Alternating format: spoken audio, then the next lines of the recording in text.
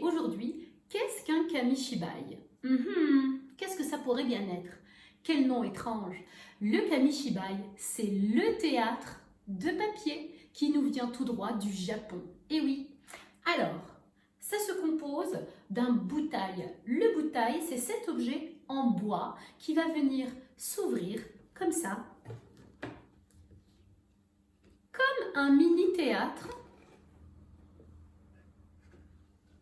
et dans lequel nous trouvons à l'intérieur des illustrations que je glisse dans la petite glissière ici pour pouvoir raconter des histoires. Ainsi, je défile les images et je raconte l'histoire. Toi, tu n'auras qu'à regarder, te concentrer et surtout écouter. Ainsi, c'est une autre façon de raconter des histoires.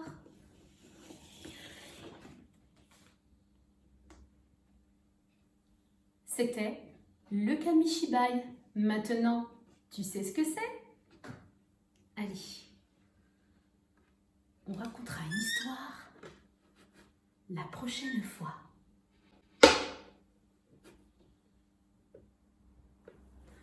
À bientôt!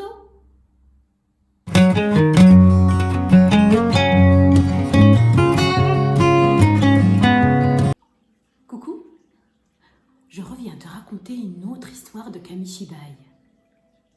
Tu me prêtes tes petites oreilles? C'est parti. Chut. J'ouvre mon kamishibai pour une autre histoire.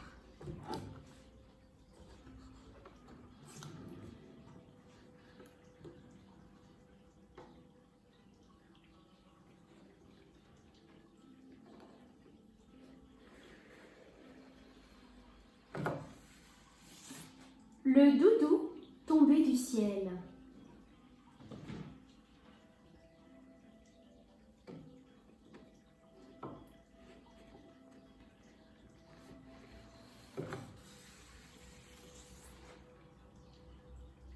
L'heure du coucher approche.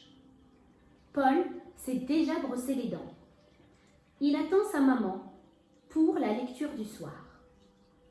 Paul adore les histoires, surtout lorsque sa maman les invente.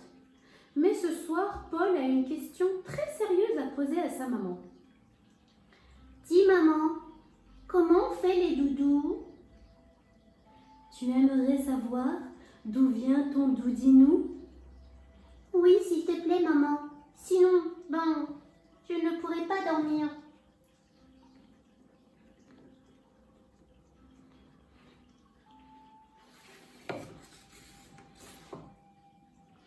Dans ce cas, ferme les yeux. Je vais te raconter la naissance des doudous et je vais avoir besoin de ton aide.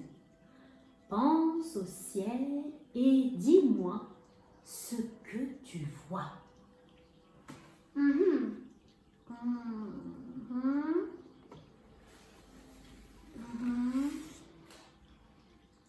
Je vois du bleu foncé si nous sommes au sommet d'une montagne, comme pendant les vacances. Je vois du gris quand le temps se gâte, comme mon agate que j'ai gagnée pendant la récré. Le ciel peut aussi devenir jaune ou presque noir quand l'orage se prépare. Et de toutes les couleurs avec l'arc-en-ciel.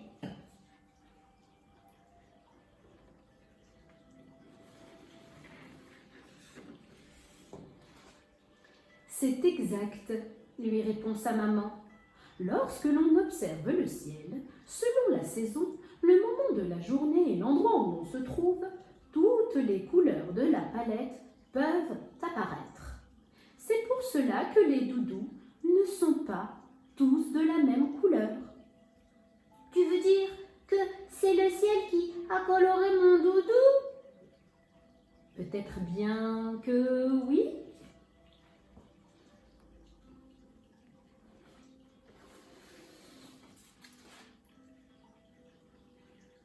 On sait maintenant qui colore les doudous. Et qu'en est-il des formes? Que vois-tu d'autre lorsque tes yeux se promènent dans le ciel, mon petit Paul? Des nuages, maman? Oui, des nuages.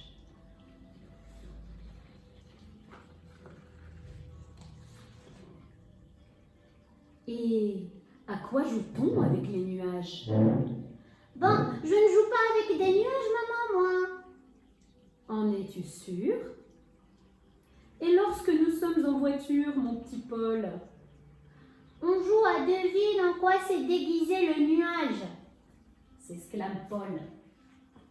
Mhm.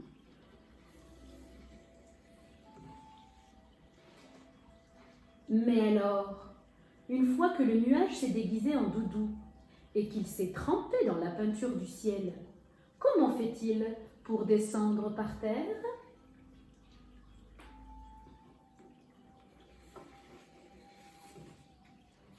Sa maman lui donne un indice. Qui connais-tu qui se promène dans le ciel et aide les enfants à s'endormir? Ce ne sont pas les oiseaux, ce n'est pas un avion, parce que les avions, ça fait du bruit. Je sais, le marchand de sable. Exactement, mon petit Paul. Le marchand de sable.